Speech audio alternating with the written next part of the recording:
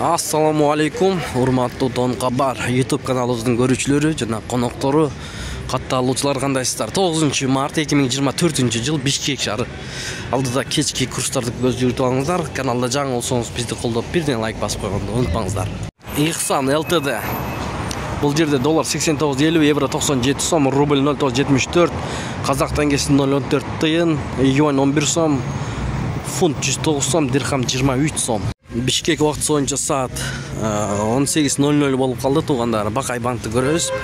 Бакай банкта курс кандай болуп турат? Рубль 97 тыйындан алып 99,5 тыйындан сатат. Доллар 89.40, евро 97 сом 50 тыйын, казак теңгеси 0.13,5 тыйын.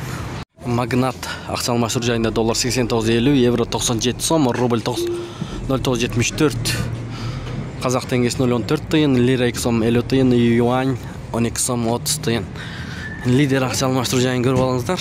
Бул жерде доллар 89.50, евро 97 сом 30 тыйын, рубль 0.974. Ушу менен видеону аяктайбыз. Сак саламатта туруңуздар.